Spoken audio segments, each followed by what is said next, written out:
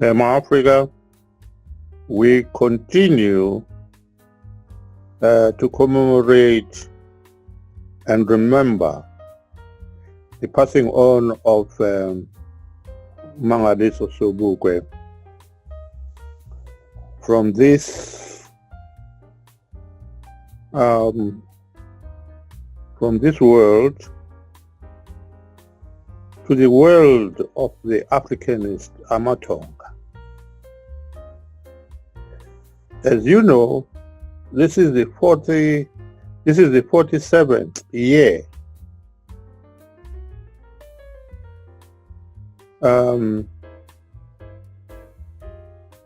when this happened.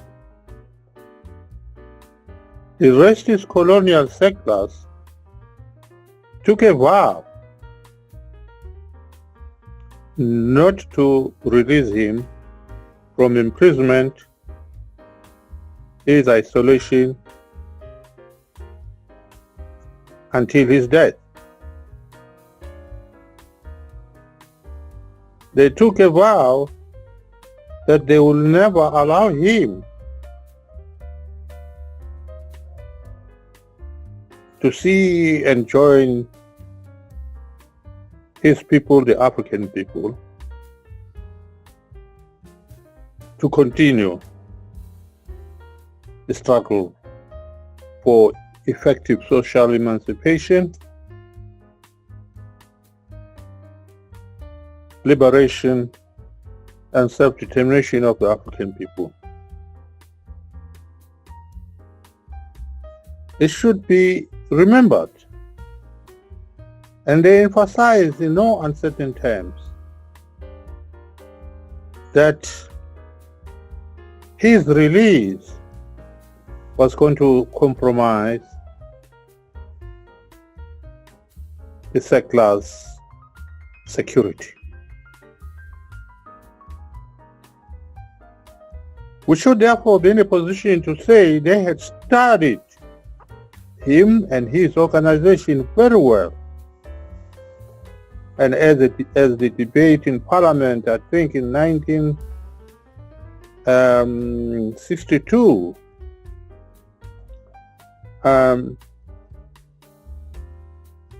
made it very clear that Porco was the most dangerous organization which seriously threatened the survival and the existence of the secular colonial state. So you will find the then Minister of the secular colonial justice, Persona, who was very unequivocal in his statement refusing to release Mangaliso Sobukwe.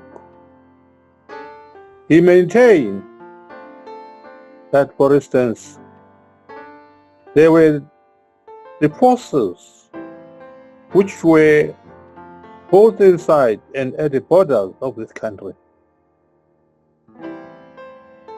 who were waiting for a spark to light.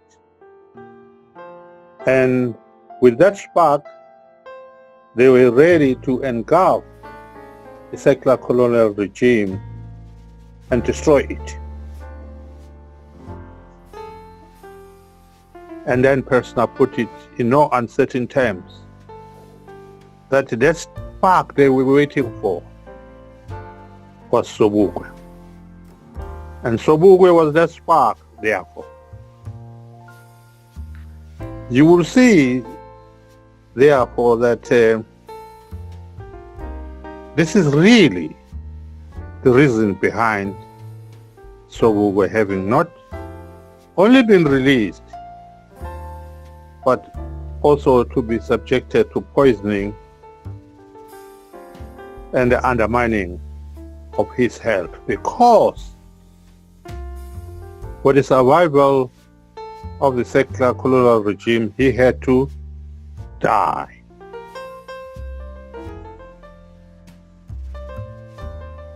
There were other political leaders for other political parties in this country, but they were not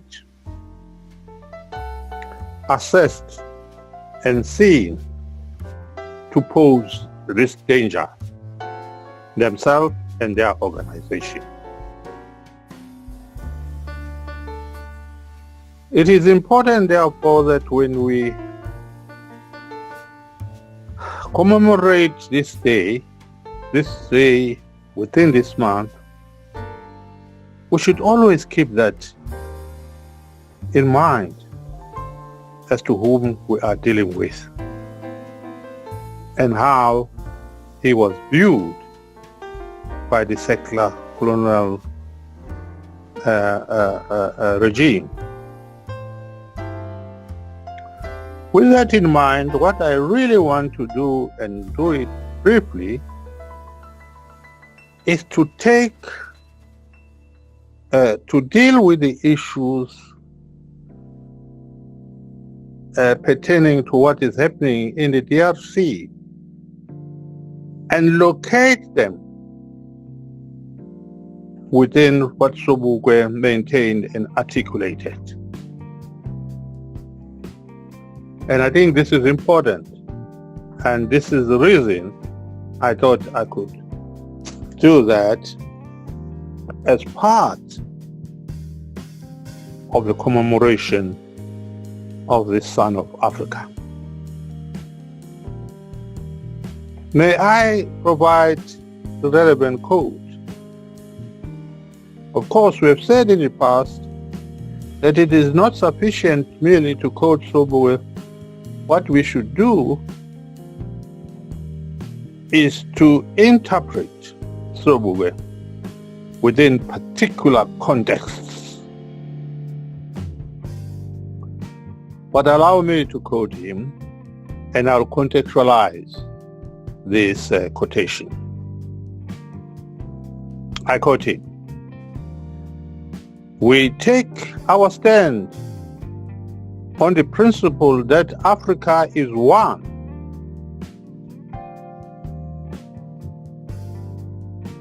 and desire to be one, and nobody, I repeat, nobody has a right to balkanize our land." End of quote. Nobody is allowed to balkanize our land. That was the Son of Africa. And I would like to, because I want to contextualize this around what is happening in the DRC today, which you will see how it befits that quotation. Sobukwe, obviously, in his advocacy for unity in Africa, I'm not quoting verbatim, but he had to say that Africa is endowed with immense economic resources, and that the Central African state will systematically plan for the exploitation of resources for the benefit of the African people within the continent of Africa. He obviously further maintained that all this will have to be done within a democratic principle.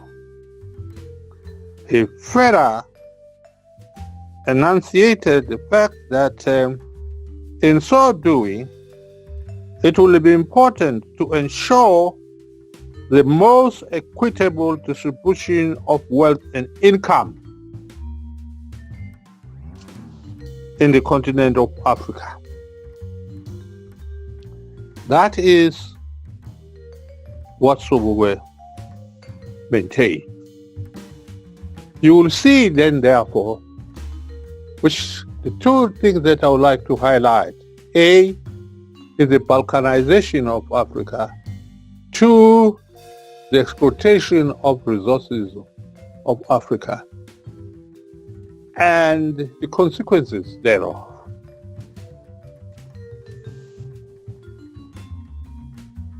The consequences of these variously can be found in what is happening in the DRC today. We will see, for instance, that the boundaries of what became the nation state in Africa were designed by the colonialists. And these were not based in terms of the people who were part of those parts of Africa. But it was a question, as Nyerere put it, of taking a ruler, a stick, and just saying, Yakoe, Yangae,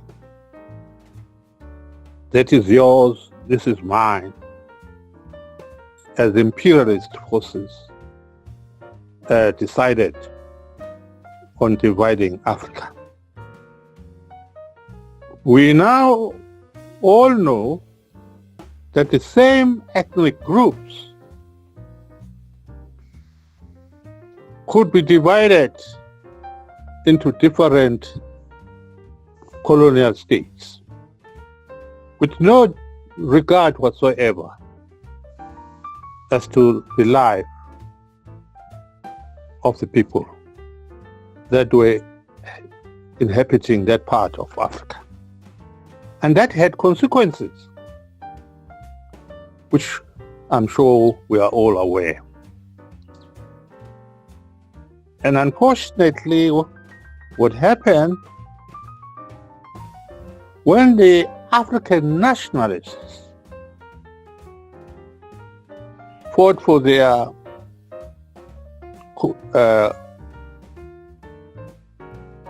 political independence from the colonizers, they all work their political nationalism within and around the colonial boundaries. That is to say, they took the colonial boundaries as a given. And the leaders of these African people as nationalists, most of whom really were products of colonialism, imagined themselves being the presidents, prime ministers of these states that will emerge from the boundaries that were determined by the colonial powers. They never imagined themselves beyond that. And indeed, such decision that has cost Africa dearly. The bourgeois African nationalists, looking at those boundaries as the basis upon which they will enjoy economic and political power for themselves. And of course, since they took nationalism from a modernistic point of view of Europe, in that definition of the nations, by definition, the nation desires to have a nation state. Then they look at these nation states as the arenas where they will amass political and economic power. And little attention was paid to the consequences of such decisions and orientation. And when the Organization of African Unity was formed in 1963, there was this resolution to the fact that the boundaries, the colonial boundaries, had to be respected. The colonial boundaries had to be respected, irrespective of the consequences of such a respect. And I would like to say to you that such an approach, such an indifference has had serious consequences. And the DRC today is that type of a consequence. May I remind you that, as I've said before, that historically, where we have got the DRC and even the Central Congo Republic, that area along the Congo River had a kingdom, and one kingdom, one central kingdom, and that kingdom was the kingdom of the Congo people with a K. The first divide was done between the French and the Belgians. The northern part of that kingdom was taken over by the French, and we have got that Central African, Republic of the Congo. And the southern side was taken first by Belgium, the Belgian king Leopold II, and later on transferred to the Belgian government. And that was a serious first divide in this area. The Congo kingdom was divided like that, and that has had consequences up to today. Furthermore, as we all know, the people within what is called the Great Lakes and what is being called the DRC today had in the what became the boundaries there had common ethnic groups which were ignored when the boundaries were made during the colonial days, especially among the French, Germans, and the Belgians. Later on, the British. They were ignored. And that has had consequences. So I'm saying, therefore, that the origin of the crisis in the DRC today has to be, therefore, understood within that historical context. And what Sobukwe was advocating was an effort to prevent such things to happen, such events to happen. That is important. I am attaching the commemoration of Sobukwe today, quoting what he said about the issues of balkanization of Africa, taking into account that the resources of Africa belong to the Africans, taking into account that the responsibilities of the governments, post-colonial governments in Africa was to systematically plan the utilization and exploitation of these resources for the benefit of the African people. And advocating for the most equitable distribution of wealth and income within a democratic principle. That was Sobukwe. We remember therefore Sobukwe, and in terms of what he provided, in terms of what he articulated, he espoused, and if it was acknowledged and implemented, we will not be seeing what is taking place in the DRC today. You will see then that besides the problems of boundaries as a source of the conflict we observe today in the DRC, there's also the issue, of course, balkanizing the people, the same people being divided around. And lastly, and critically, the exploitation of resources of the DRC, of that part of the world, by one, the comprador African elites who are ruling those countries, who are there for amassing that African wealth for themselves, and who are indeed banking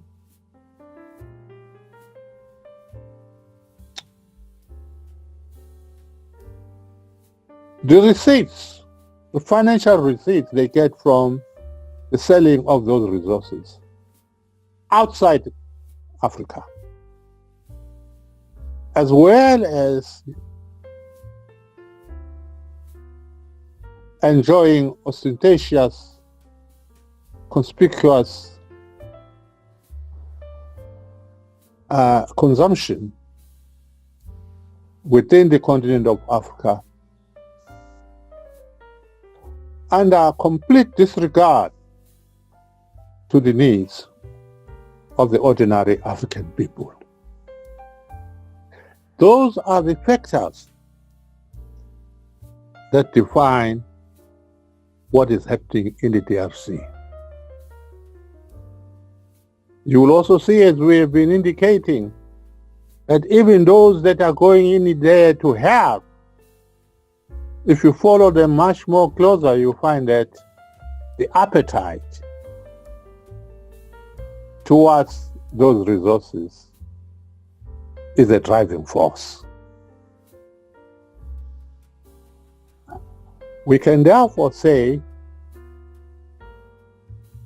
we remember what Sobukwe said. We acknowledge that if what Sobukwe said was followed, we would not be experiencing what is taking place in the DRC today. And of course, dealing with DRC, some of these conflicts have happened in other parts of the country. Even in our own area here, in passing, the commotion that is taking place in Southern Africa has to be understood within that prism of reality. We will deal with this thing at a later stage under a different topic. Because, for instance, in this country today, we would see as to who is in there and how and for what purpose and with what consequences. That's what we should understand.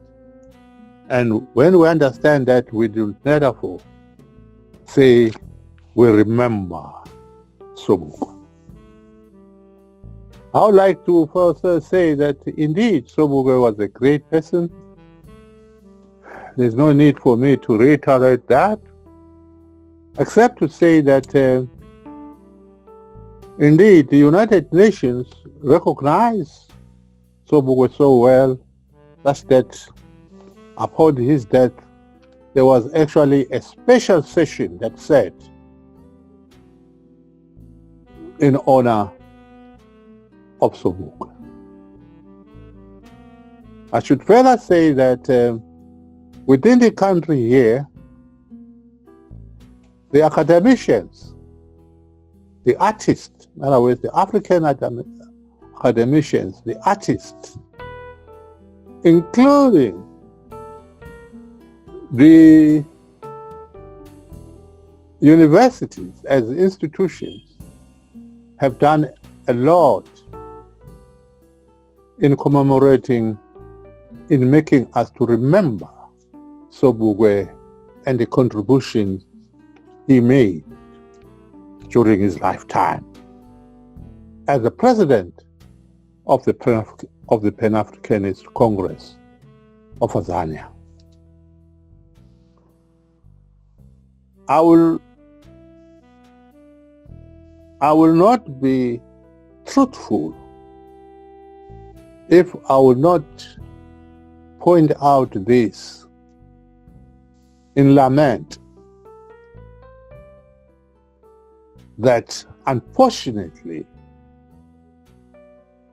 the leadership of the PAC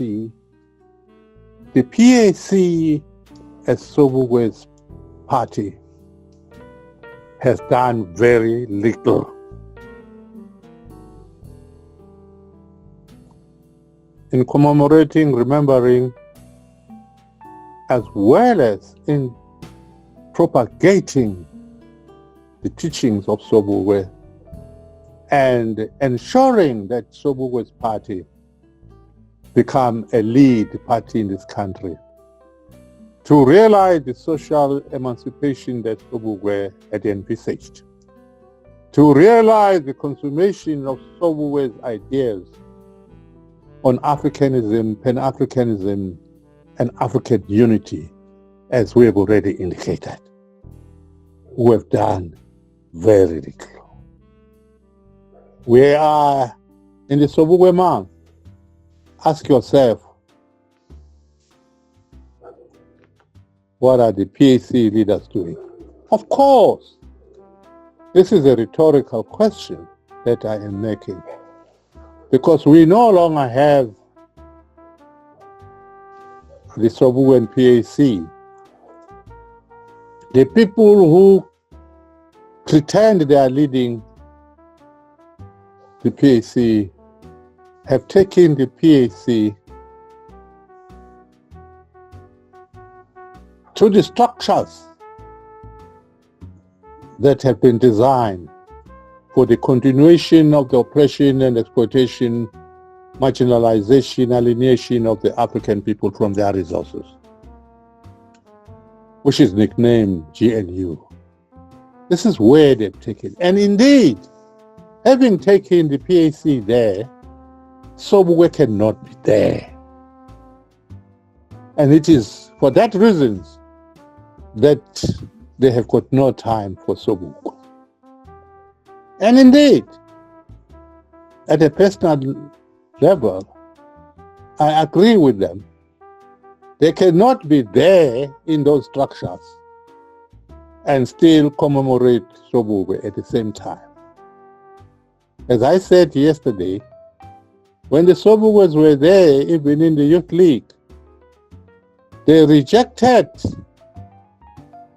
that the African leaders must collaborate and must take part in the structures that had been made for continuation of the oppression of the African people,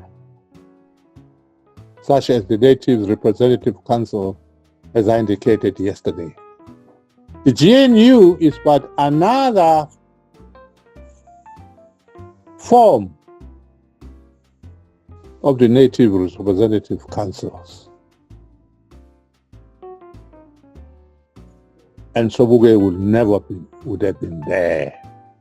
And it is for that reason that the Sobukwe PAC say this emphatically, that asiyi lapho, asibona abalapho. We are Sobukwe's followers, period. I thank you. Sipho Shabalala.